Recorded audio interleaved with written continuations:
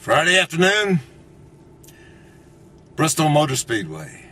Mark Martin, 2 in a row, backed up that Atlanta pole with a pole today for Sunday's Food City 500. Beat out Ryan Newman, Jimmy Johnson. Looks like Jimmy Johnson might actually have a decent car and a decent attitude for a race at Bristol. This track hadn't been a good one for him. If he can do something here today, maybe he can do something on Sunday. About time. He's coming in convinced, he said, that he's got a good attitude about this track, even though he's had a lot of bad luck. And speaking of bad luck, Mark Martin has had more bad luck this year already in the first 4 races than you can shake a stick at. 2 blown engines and a blown tire. And then there was a rain problem down there at Daytona, so the 16th he had the first race with Rick Hendrick is the best he's got to show for so far.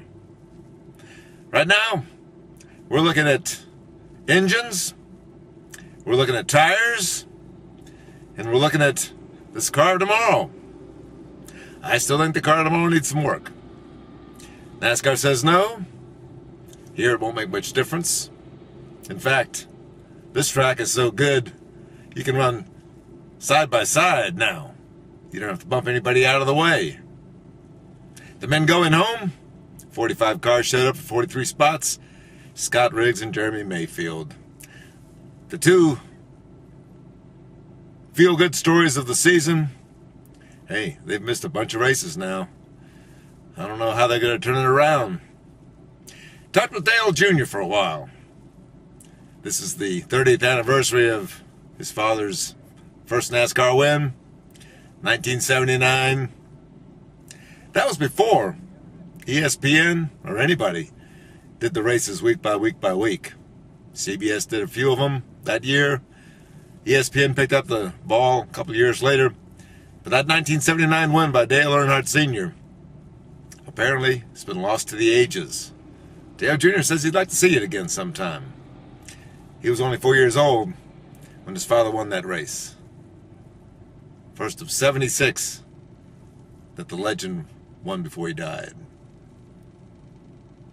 Dale Earnhardt Jr. is also facing some questions about his crew chief, Tony Eury Jr. He's heard all the rumors and the whispers that maybe Rick Hendrick needs to make a change. He says, no, Tony Jr.'s good for him. They work well together. They've got good chemistry. Just some bad luck so far. And Jr. says he's tired of hearing people badmouth Tony Jr. He says Tony Jr.'s got a hard job. Being Dale Earnhardt's crew chief is a tough job. Jeff Gordon says that. So what are they going to do over there? What's Rick Hendrick going to do? What's Tony Eury Jr. going to do? What's Dale Earnhardt Jr. going to do? Dale Earnhardt Jr. concedes that he's got to run better. He's not running that well. He's not finishing that well. He's 237 points behind his teammate, Jeff Gordon. And that's 24th in the standings. Not good enough to make the cut. He's got to make some ground. And we talked to Kevin Harvick, and Harvick said these first 4 or 5 races, you don't want to dig a hole because it'll take you 10 races to dig yourself out of that.